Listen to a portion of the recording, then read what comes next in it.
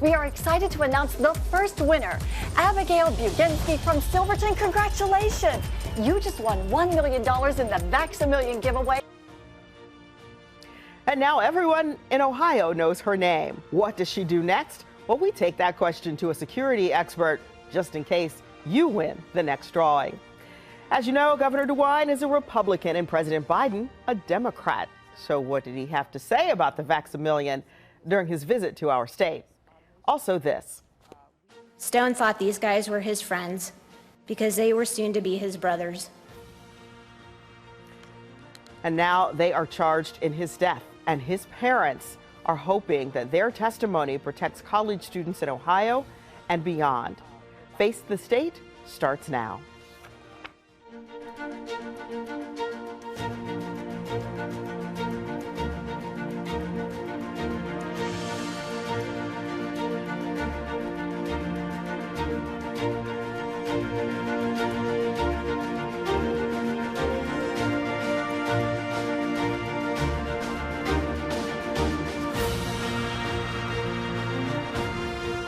We have two winners, but not all the winners in Ohio's Vax-a-Million contest. That means you still have a chance. Thank you so much for joining us for Face the State. I'm Tracy Townsend. This is Ohio Governor Mike DeWine's effort to get more people vaccinated. There are still 4 drawings left. If you win, how can you protect yourself? 10 TV's Lindsay Mills spoke with the latest winners and a security expert.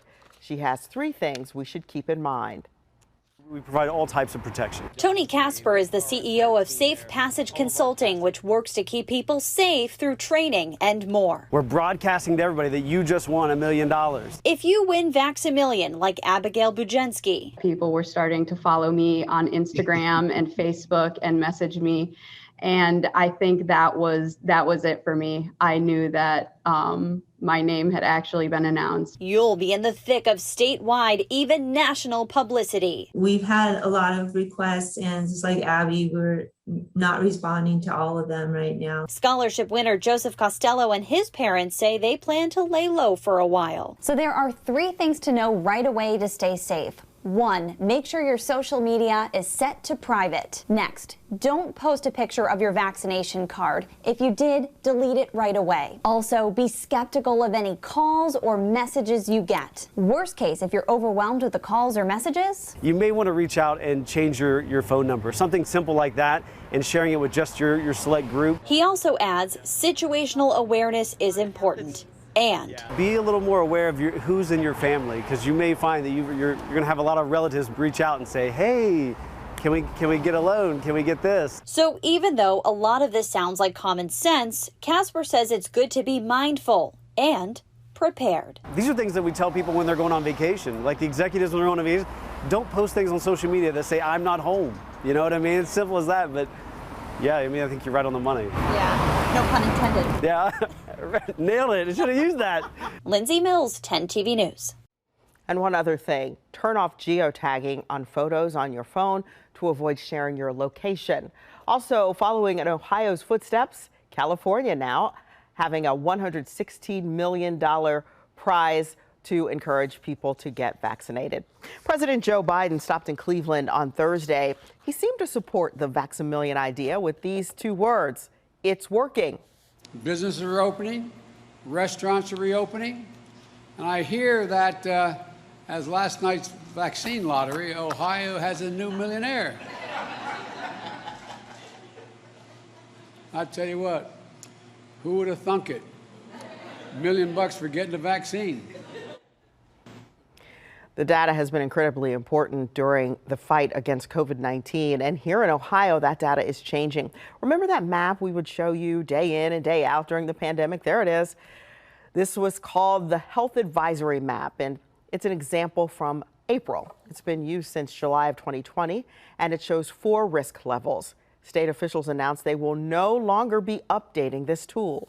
There is a CDC moratorium aimed at preventing evictions during the pandemic, but 10 Investigates found a steady stream of eviction cases anyway. There are exceptions to the CDC's rule. Landlords are not barred from filing eviction cases. Chief investigative reporter Bennett Haverly explains unemployment may be part of the problem. When COVID struck, Franklin County's eviction court moved. So you filed an eviction case from the courthouse to the convention center to allow for better social distancing. Typically, the court's docket is capped at 100 cases every day. COVID's long reach has also wreaked havoc on housing. Yep. Michael Smith had been splitting rent with his daughter, son-in-law, and 3 grandchildren until last May, when they moved out and he fell behind. Just before the pandemic hit, he tells me he was laid off from his roofing gig. So I've been handling this $1,300 rent up until August is when I finally got behind it. We came here trying to get a sense of the financial burden some are shouldering 1 year into the pandemic. Smith was one of the few tenants willing to talk to us on camera. It looks like the case was set April 9th.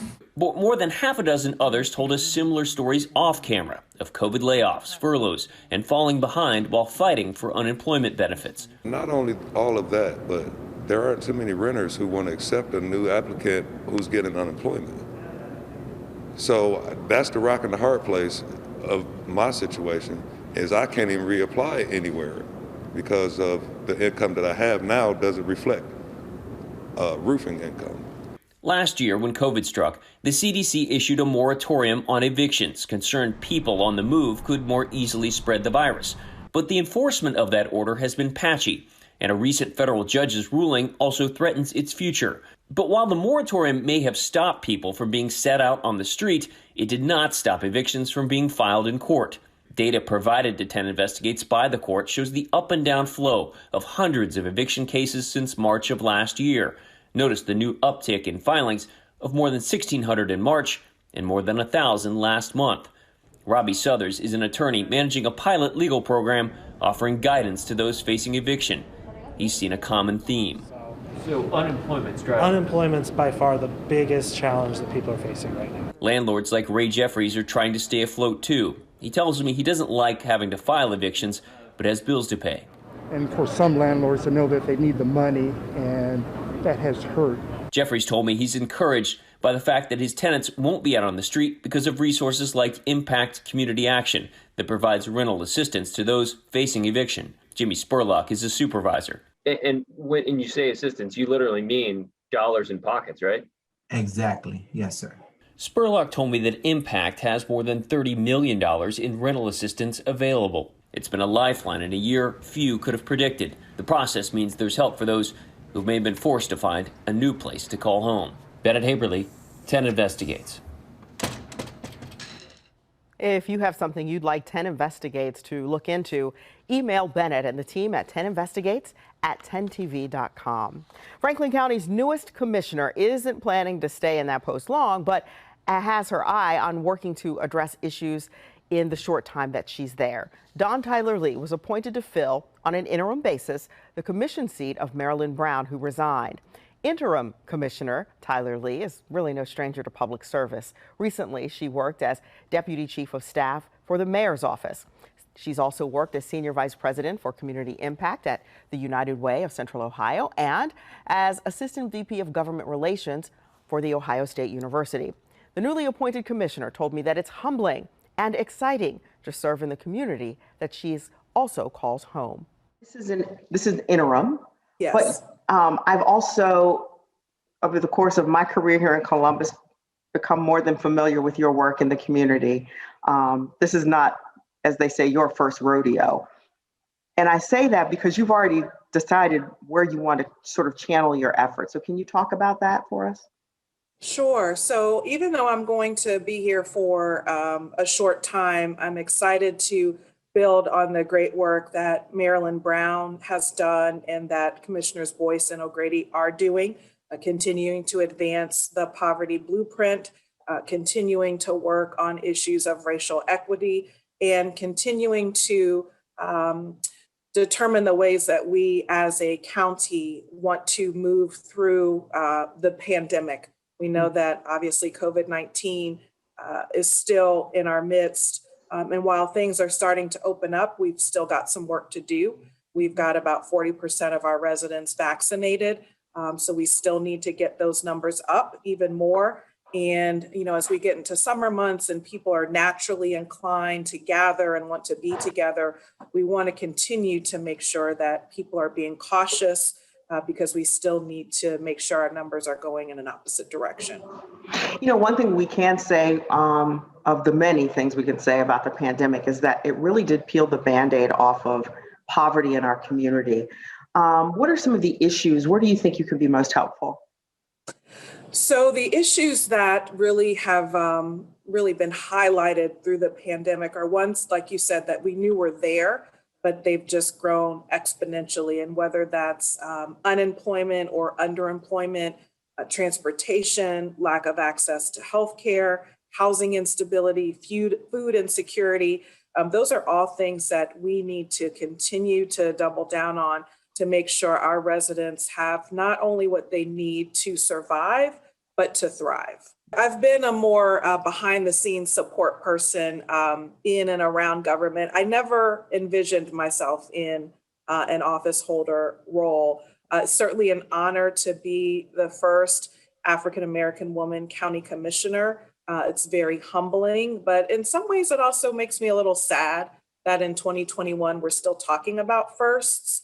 But as my dear friend, Congresswoman Beatty says, you can be a first, but what's more important is that there's a second and a third and a fourth. So hopefully it's a door open for other African-American women to serve in this capacity in the future. Franklin County Commissioner Don Tyler Lee, who in the interim role will serve on the commission for up to 45 days. The Franklin County Democratic Party will name a permanent replacement next month. Hazing center stage at the State House. This is and has been an epidemic, and the current laws are not deterring the activities. The parents of Stone Foltz gave an emotional plea for change. There's a new push to remove Representative Larry Householder from office, but does it have support from the House Speaker? Plus, the Ohio Bureau of Criminal Investigation is running ragged. That's according to the state's Attorney General, what he says is necessary to fix the problem.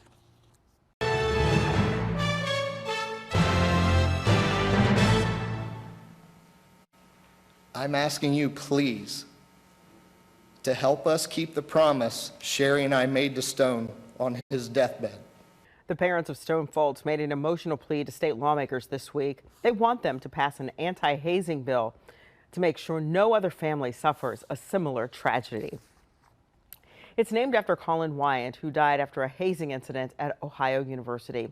Stone Foltz died back in March after an off-campus hazing incident at Bowling Green State University. Both of his parents and his best friend testified before state lawmakers. Colin's law would increase penalties for hazing in Ohio. Corey and Sherry Foltz say if this law had been in place before now, it could have saved their son. Stone thought these guys were his friends because they were soon to be his brothers. He trusted them, yet none of these brothers were around to help. In fact, they just took him to his apartment, closed the door, and left him behind and never saw him again. This is not about emotion. Sherry and I do wake each morning. Our hearts break wide open again and again, knowing our son will never come through the door of our home to give us a hug and a kiss on the cheek that we very much need. However, the only reason we are here today is to put a stop to any form of hazing, therefore saving lives. Officials from Miami University also testified in support of the bill. A city in Warren County is the first in Ohio to ban abortions.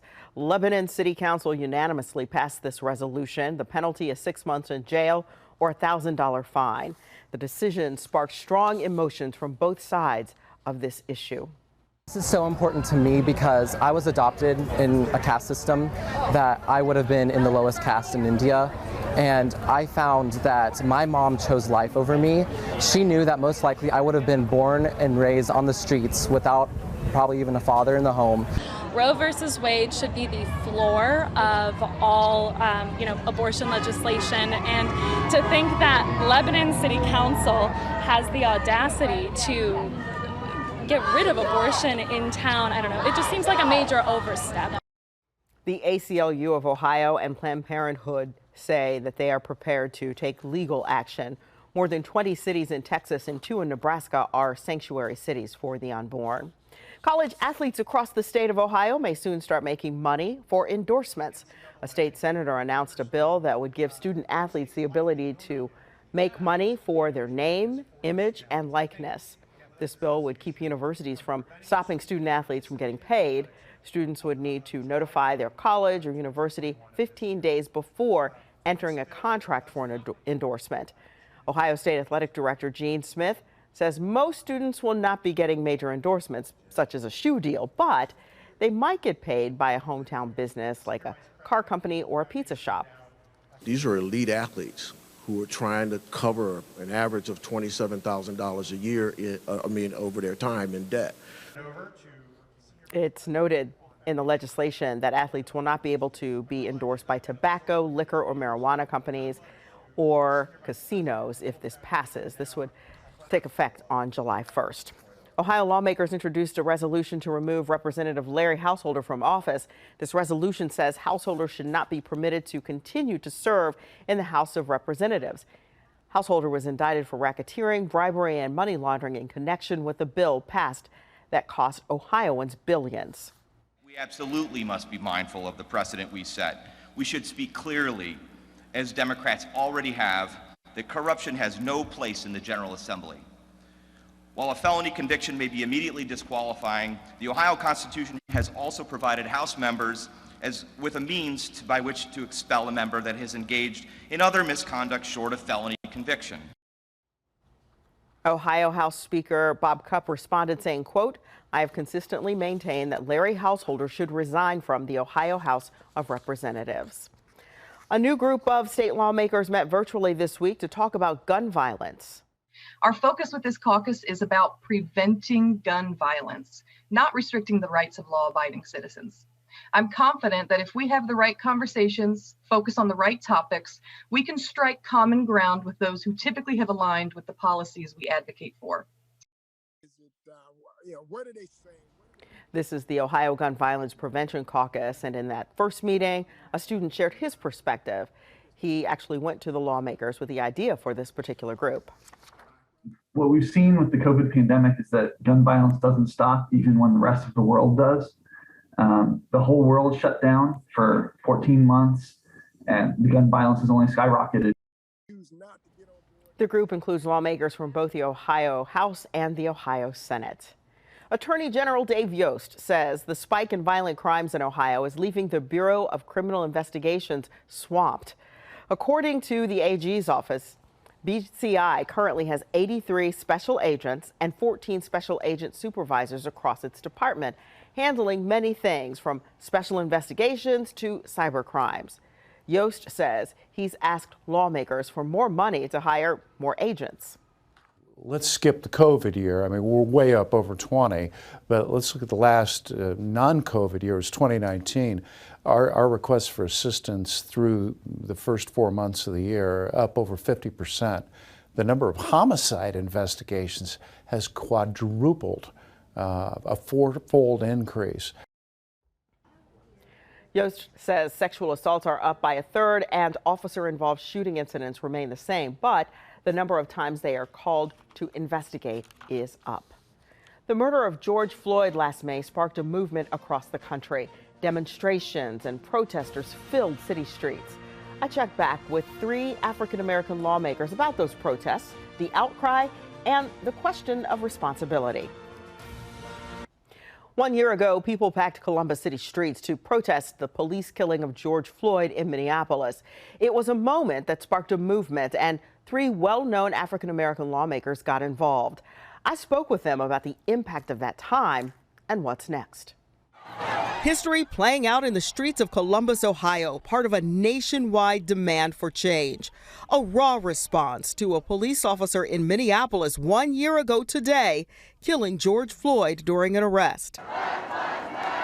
Families, community organizers, and even 3 lawmakers were in the mix too. They say as a show of support, but a demonstration that got them pepper sprayed in a moment many thought would lead to much needed change. Did it? To get something of a progress report we got Columbus City Council President Shannon Hardin, Franklin County Commissioner Kevin Boyce, and Congresswoman Joyce Beatty together again for reflection. Here we are, almost a year later.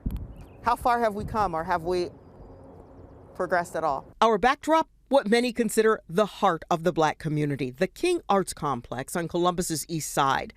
This conversation takes place just days last month after a jury finds former Minneapolis police officer Derek Chauvin guilty of killing Floyd. Something that should make us be in a mood of feeling that we're moving forward.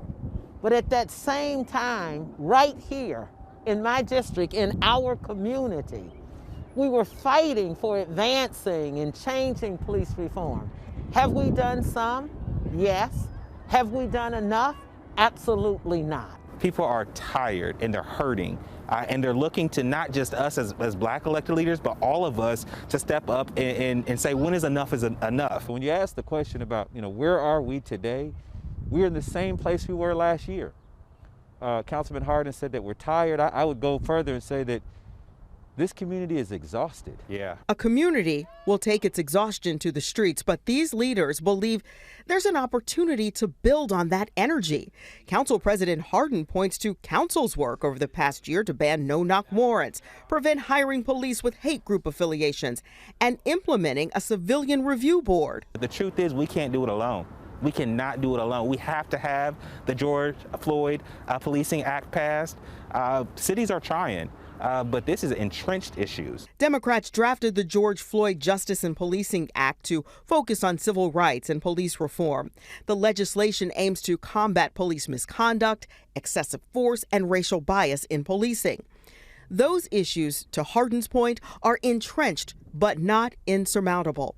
All three of these leaders point to the Chauvin verdict as a move in the right direction. You had white police officers coming and saying, we should not have the chokeholds. We should not have the no-knock warrant. Now we need to get them to say we should be able to deal with qualified immunity. We need to be able to deal with a checkered past. There is also the need, they say, for straight talk about race, with more than people of color being in the conversation. The one thing that I will say is, to my white brothers and sisters out there, they have stood up and talked about this in a way that's helped move in the cause, but I challenge you to join in even deeper, because until we all are sort of getting pepper sprayed, if you will, until we all are in that place where we're willing to go stand together, then this change that we seek is just not going to occur at the pace we want it to.